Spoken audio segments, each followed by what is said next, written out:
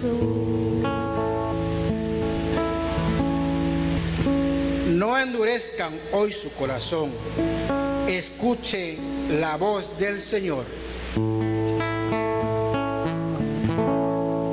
Honor y gloria, honor y gloria, honor y gloria a ti, Señor Jesús.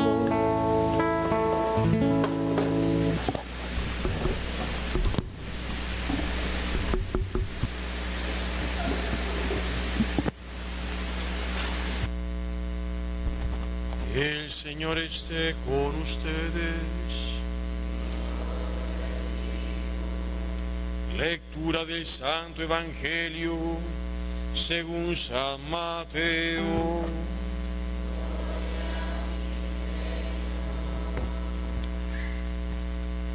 En aquel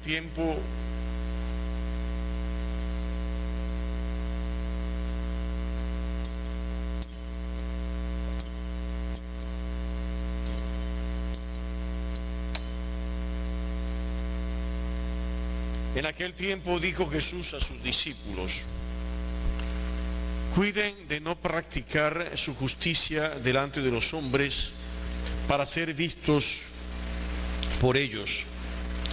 De lo contrario, no tendrán recompensa de su Padre Celestial.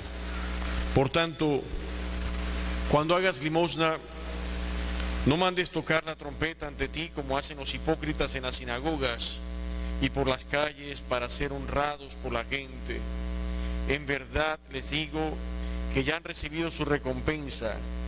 Tú, en cambio, cuando hagas limosna, que no sepa tu mano izquierda lo que hace tu derecha. Así tu limosna quedará en secreto y tu Padre que ve en lo secreto te recompensará. Cuando oren, no sean como los hipócritas a quienes les gusta orar de pie en las sinagogas y en las esquinas de las plazas para que los vean los hombres. En verdad les digo que ya han recibido su recompensa. Tú, en cambio, cuando ores, entra en tu cuarto, cierra la puerta y ora a tu Padre que está en lo secreto. Y tu Padre que está en lo secreto, que ve en lo secreto, te lo recompensará. Cuando ayunen, no pongan cara triste, como los hipócritas que desfiguran sus rostros para hacer ver a los hombres que ayunan. En verdad les digo que ya han recibido su paga. Tú, en cambio, cuando ayunes, perfúmate la cabeza y lávate la cara, para que tu ayuno lo note no los hombres, sino tu Padre que está en lo escondido. Y tu Padre que ve en lo escondido te recompensará. Palabra del Señor.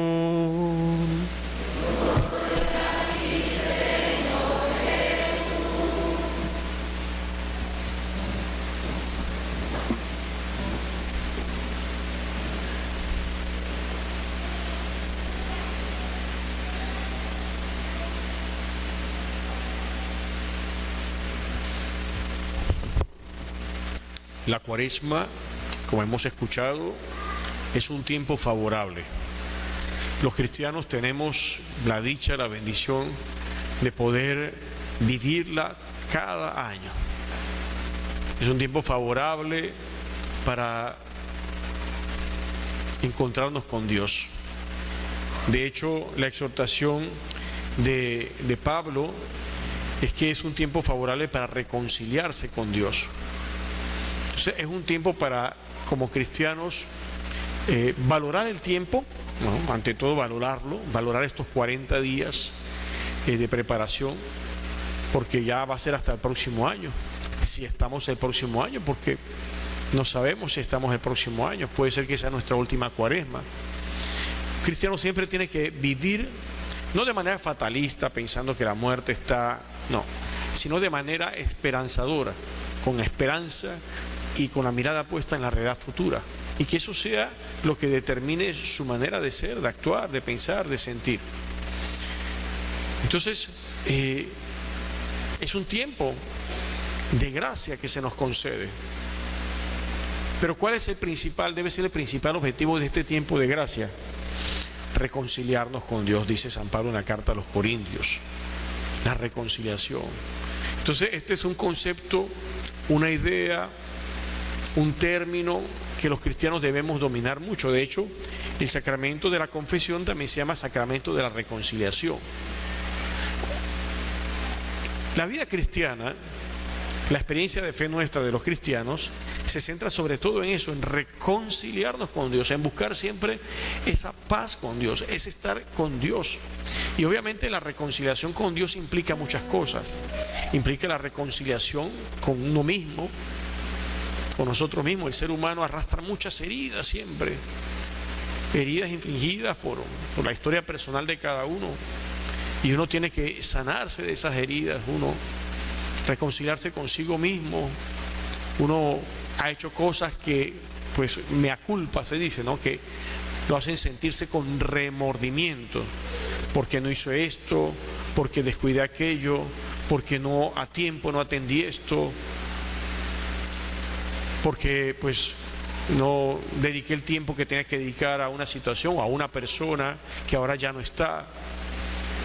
O sea, el ser humano tiene que reconciliarse consigo mismo y de esa manera se reconcilia con Dios. Luego tiene que reconciliarse también con el prójimo, con las personas, con las que están cerca, con las que están lejos, con su entorno. Hay muchas situaciones también que le ponemos una piedra encima y dice, no, yo prefiero, no queremos abordar esa situación, atender a esa realidad, a esa persona, pero entonces arrastramos y pasan los años. A mí me ha tocado ver muchas veces cuánto la vida se va, personas ya mayores que durante muchos años se han arrastrado y son buenas, no es que hay que ser mala persona, sino que simplemente no han dado ese paso de reconciliarse con los demás. Hay personas que agonizan largamente porque no mueren, no terminan de morir porque hay algo pendiente con alguien, no se han reconciliado con alguien. Y toda esta reconciliación con uno mismo y con el prójimo son necesarias para reconciliarse con Dios. Al final todo esto debe llevar a una reconciliación con Dios. Entonces el tiempo de Cuaresma es un tiempo para reconciliarnos con Dios y eso pues implica más cosas todavía. No solamente ese volver y encontrar la paz con personas, consigo mismo y obviamente con Dios, sino también, dice Jesús en el Evangelio, pues hay tres prácticas principalmente, ¿no? La de la oración, la de la limosna y la del ayuno. Son las tres prácticas por excelencia que acompañan el caminar de un cristiano, ¿no? Nosotros sabemos, hemos crecido con esa cultura de la limosna, de la ayuda al prójimo, de las obras de caridad. En las últimas décadas han surgido muchas ONGs, se llaman así ahora, que quieren pues hacer el bien y pues muchas piensan que descubrieron el agua caliente, pero la Iglesia lo practica desde el primer siglo, inclusive desde el Antiguo Testamento. Ya es parte del mandato divino. Y es bueno pues que la sociedad se sensibilice. Pero Jesús dice cómo hay que hacer limosna, no es hacer por hacer, sino cómo hay que hacerlo. Y en este sentido nosotros podríamos un poco revisar cómo las categorías terrenales humanas de la sociedad son distintas a las de Jesús. El mundo publica, ¿no? Cuando una organización, una fundación hace algo, hay que publicarlo.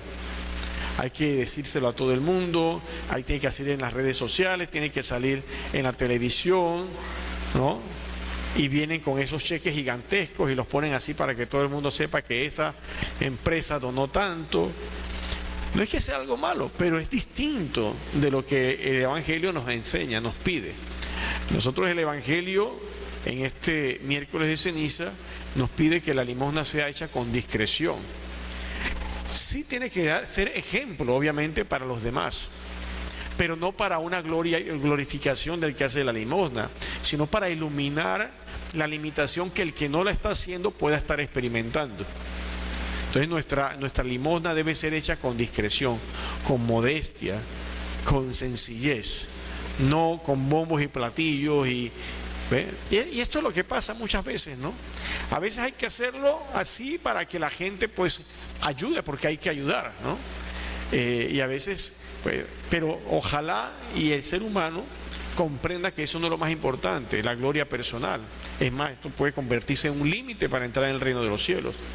Entonces nosotros como cristianos, en estos 40 días, tenemos que revisar, cuando yo hago algo, ¿cómo lo hago? ¿Para que me vean? ¿Para publicarlo? ¿Para qué? ¿O lo hago con todo el amor del mundo? Porque me sensibilizo, porque soy empático, como dicen hoy, la palabra de moda es empatía. Pero ya yo les he dicho, ¿no? Empatía es lo mismo que compasión. Solo que una es en griego y la otra es en latín, pero significan lo mismo. Solo que como ahora se puso de moda todo el mundo, hay que ser empático. No, el cristianismo lo ha dicho desde siempre, sean compasivos y misericordiosos. O sea, esto es una cosa, o sea, el mundo a veces quiere como apoderarse de las enseñanzas del Señor sin darse cuenta que son enseñanzas de Dios, son revelación divina. Ser empático no es que se lo inventó alguien ahora, no, eso Dios siempre nos ha invitado a ser empáticos, es decir, compasivos, padecer con el que, sentir con el que tiene una situación difícil y ensimismarse con esa persona, hacerse uno solo con esa persona y ayudarla a salir de esa situación.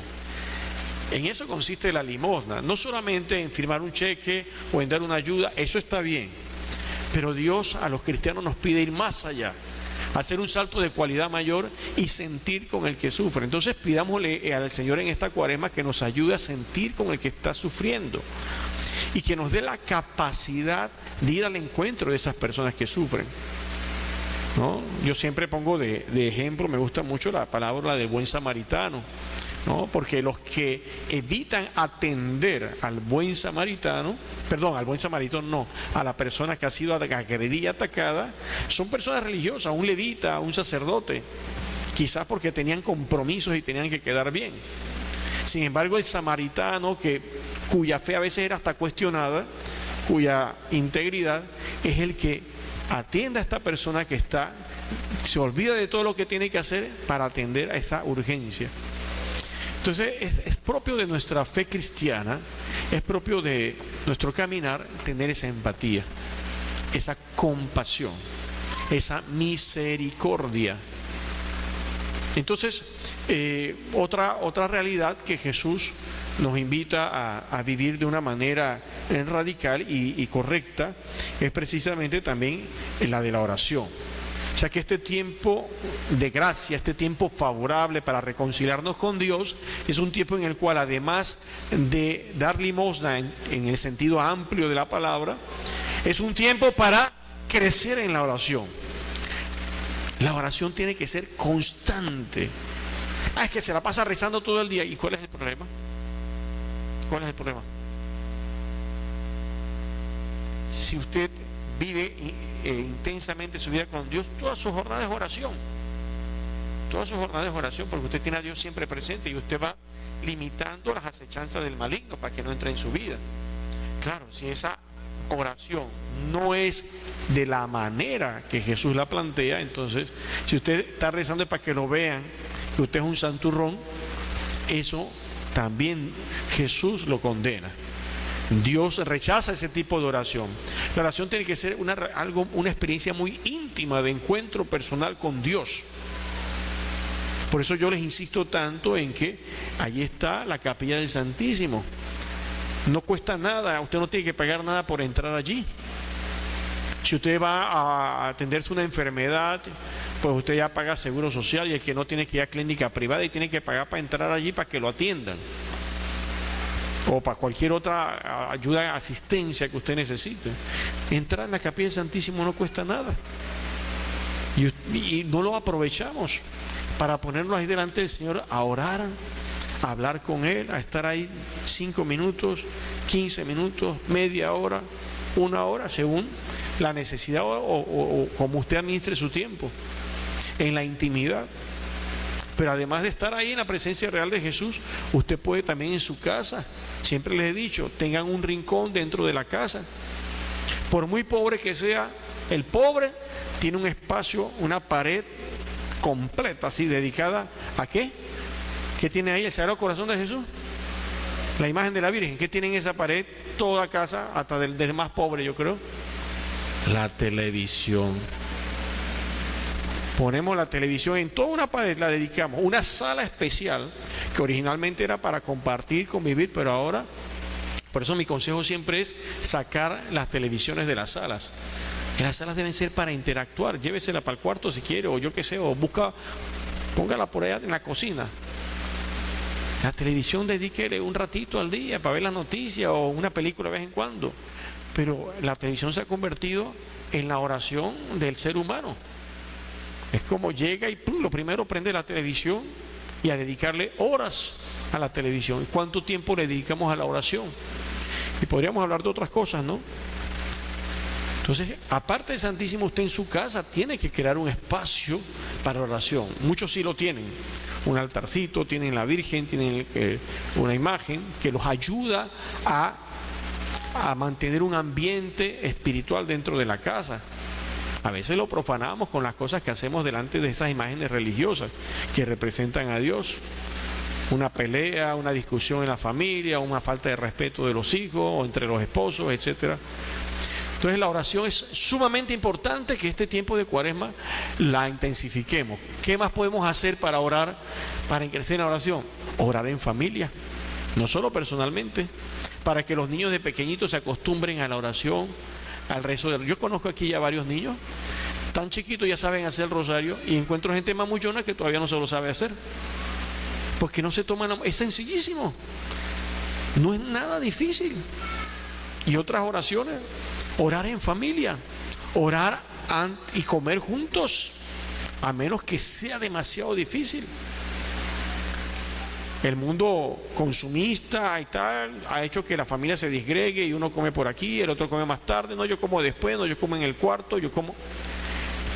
Esos momentos son sagrados, tan sagrados que Jesús escogió un momento así, la cena pascual, para instituir la Santa Misa, imagínense.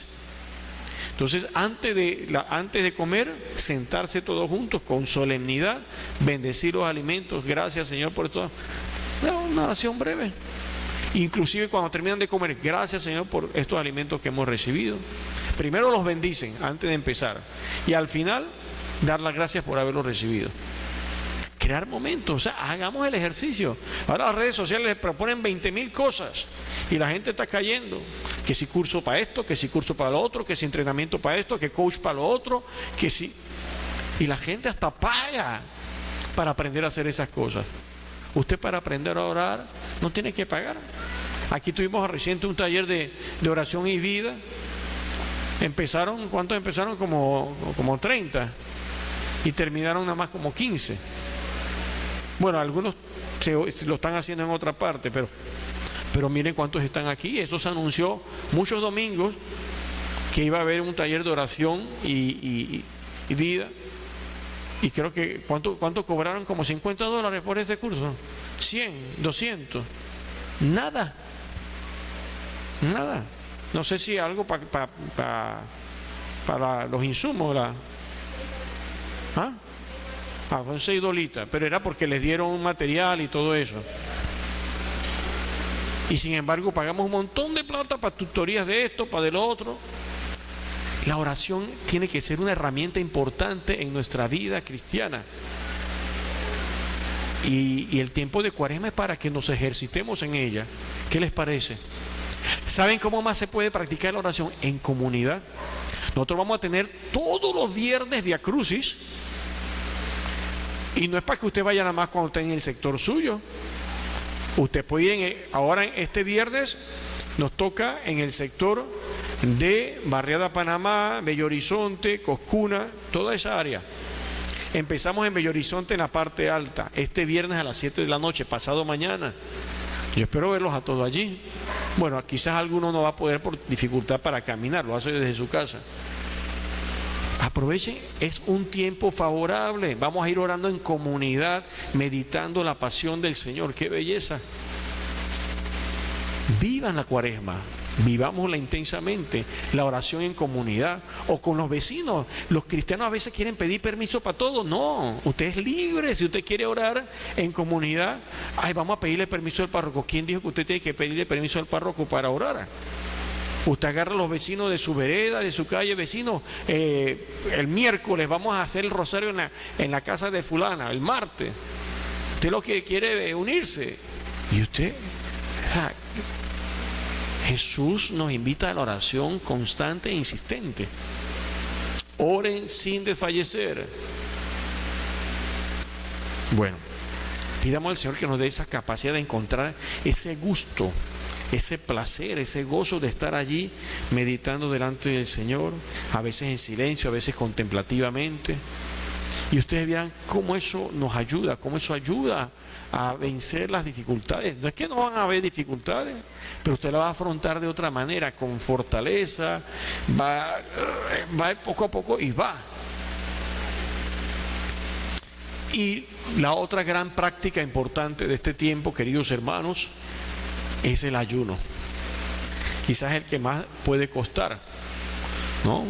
Porque domar al cuerpo, cuando ese azúcar se empieza a bajar y el cuerpo empieza a temblar, viene la moridera, decimos, porque no hemos comido, y el desmayo y no sé qué. Claro, la iglesia canónicamente exime a los niños, a los ancianos y a los enfermos del ayuno. Entonces, pero nosotros tenemos que aprender a domar el cuerpo, a decir, me aguanto. Usted puede empezar un ayuno comiendo poco, restando ciertas cosas, las que más les gustan, y ofrecer esa dificultad, ese momento de hambre. Hay gente que empieza el hambre y ya se vuelven nada, y les da un yello o un faracho, una chiripiolca, ¿qué más? Les da porque no saben domar el cuerpo, y entonces hacen lo mismo con los niños. El niño no puede aguantar hambre. Y el niño crece con sobrepeso porque no ayudan al niño a domar el cuerpo. No es que usted va a poner al niño a pasar hambre, pero ayúdelo, enséñele a domar el cuerpo. El ayuno es una gran ayuda espiritual, pero que luego nos prepara el alma, porque vamos sometiendo el cuerpo en cuanto al hambre. Pero acuérdense que son 7 pecados capitales. Entonces es como un ejercicio espiritual el ayuno, porque nos ayuda también, al domar el cuerpo, vamos domando otras pasiones. ¿Cuáles son los 7 pecados capitales? Soberbia, domar la soberbia, la avaricia, la lujuria, que ahora está tan difundida a través de las redes. Los pelados ven cosas que nosotros jamás vimos cuando estábamos chiquitos, y ahora los niños la están viendo todas desde temprano. La envidia, la gula, que es lo de la comida, la ira, perdemos el control, nos ponemos iracundos, y yo no me voy a dejar, y gritamos, alzamos la voz, y a veces golpeamos, somos violentos con las palabras o con las manos. Y la pereza. Todos estos pecados capitales se llaman capitales porque van a la cabecera de otros pecados. Usted, si hace ayuno, usted va poco a poco domando todas esas pasiones. Entonces, pero cuando usted está haciendo ayuno, dice el Señor que no es que usted se va a poner ahí con su cara de mártir. Usted sigue atendiendo las cosas que tiene que atender. No, hoy no salgo todo el día a la casa, hoy no voy a trabajar, hoy no voy a cocinar, hoy no voy a limpiar la casa, ni voy a barrer, ni a trapear, ni a tirar machete, porque estoy haciendo ayuno. Y todo el mundo se entera que usted está haciendo ayuno porque usted está allí. No. Ese no, el ayuno te tiene que sacar la fuerza para domar el cuerpo y atender igualmente sus responsabilidades. Entonces, queridos hermanos, son 3 prácticas importantes. ¿Allá afuera se escucha bien? Afuera se escucha bien, ok. Entonces son la limosna, hacer el bien, la oración y el ayuno. No aprovechemos como comunidad este tiempo para vivir esas cosas, ¿no? En la casa. Ahora bien, en el Antiguo Testamento ya el profeta Joel anuncia todo un modo de ser, Y él explica cuáles son las condiciones para poder poner en práctica todo esto que estamos reflexionando y meditando. La importancia del arrepentimiento. O sea, Joel vincula un poco todo este actuar, este modo de ser de la comunidad para recibir el perdón de Dios a través de la reconciliación, porque cuando nos reconciliamos con Dios, Dios nos perdona. Entonces esto viene desde el Antiguo Testamento y hay otro término que, pues, para no alargarme tanto, voy a resumirlo, que así como la reconciliación es importantísima, esa reconciliación prevé un aspecto o una realidad o un sentir sumamente importante. Óiganlo bien, el arrepentimiento. Arrepentirse. O sea, sentir dolor por lo que uno ha hecho. Y esa es una parte que le cuesta mucho al ser humano. A veces somos conscientes de que hemos hecho algo mal, inclusive le decimos a la persona, oye, discúlpame por lo del otro día y tal, pero no hay contrición, es decir, no hay dolor en el corazón. Y eso es una gracia de Dios. Este es un tiempo de gracia, es para pedir la gracia de Dios. Entonces la gracia del arrepentimiento es sumamente importante en nuestro camino espiritual y en este camino de Cuaresma. Arrepentirse, o sea, sentirse mal. Y luego de que uno se ha arrepentido y se reconcilia con Dios, viene la paz. No es que usted va a arrastrar un remordimiento toda la vida. Por eso les hablé al principio de que la reconciliación tiene que ser con uno mismo también. Pero usted se reconcilia consigo mismo si usted se arrepiente de lo que hizo. ¿Eh? Voy a poner situaciones las más extremas, entre las más extremas y ya para el aborto que se ha difundido tanto en las últimas décadas, ¿no? Cuando una mujer aborta, contrariamente a lo que dice este mundo perverso en el que vivimos, atenta contra sí misma. Y no solamente destruye la vida que lleva dentro de sí, sino su propia vida. Entonces la mujer va caminando a lo largo de su vida con ese dolor, y ella a veces ni sabe por qué, hasta que después, cuando tiene vida religiosa, cae en cuenta que lo que la ha tenido destruye, mortifica toda la vida. A veces no pudo ni siquiera formar una familia, a veces no siquiera... O sea, el aborto ha destruido mucho la vida de la misma mujer que aborta. Si no hay un arrepentimiento para reconciliarse con Dios, no se logra superar esa herida, ¿no? Entonces el arrepentimiento es importante.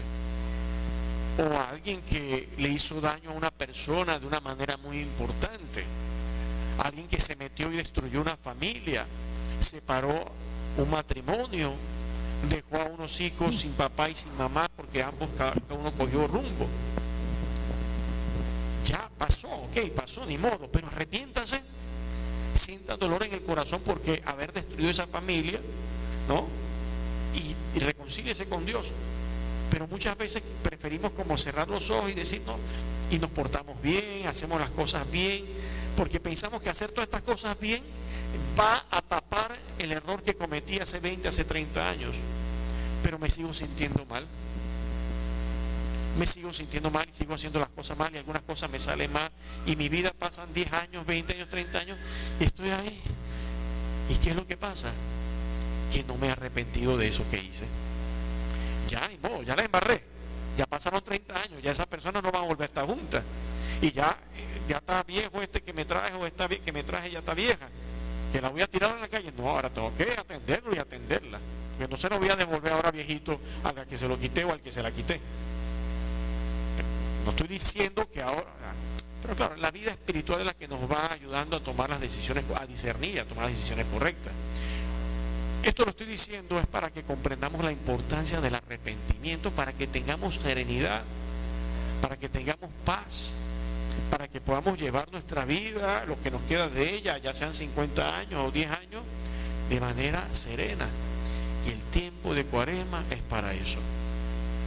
Arrepentimiento, reconciliación. ¿Cómo? A través de la limosna, de la oración y del ayuno. Entonces es un tiempo para reprimir muchas cosas.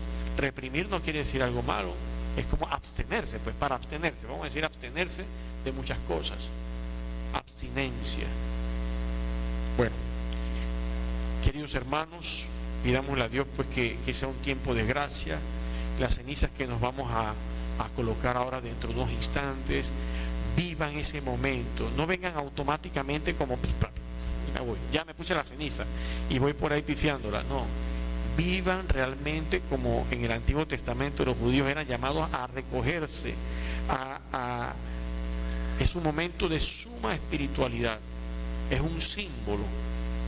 Los israelitas inclusive se llenaban completamente de ceniza.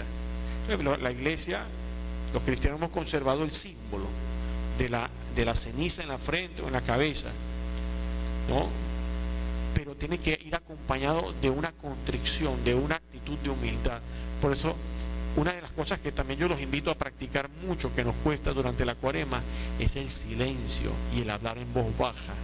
Somos muy gritones, nosotros, nuestra idiosincrasia panameña es así, gritamos mucho, alzamos mucho la voz, ¿no? También porque como todo está en alto, en volumen, entonces claro, hay que gritar para que lo oigan a uno.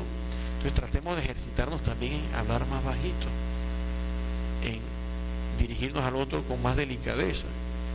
Y cuando usted viene a recibir esa ceniza, en silencio, total silencio, pidiendo al Señor, ayúdame a vivir una experiencia de profunda conversión durante esta Cuaresma. Ayúdame a arrepentirme de las faltas que he cometido, que nos cuesta tanto arrepentirnos.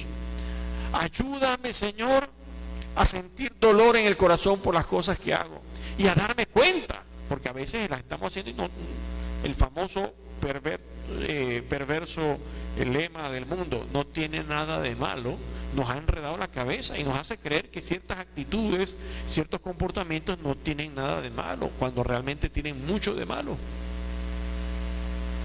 Entonces pidámosle al Señor todo eso mientras que venimos caminando hacia acá adelante. Dedicarle el tiempo necesario a ese momento. Usted reciba la ceniza, regresa a su puesto y calladito. No se ponga a conversar de una vez con el que está al lado. Te habla tiempo para conversar. A veces hacemos eso. Inclusive cuando comulgamos, nos sentamos después de la comunión, en vez de quedarnos en silencio hablando con el Señor que está dentro de nosotros, nos podemos hablar con el que está al lado. Silencio. Vamos a hacer ese ejercicio espiritual. Silencio después que reciben, cuando vienen y cuando regresan a sus puestos con la ceniza. Silencio total. Que Dios nos bendiga con su palabra. Alabado sea Jesucristo.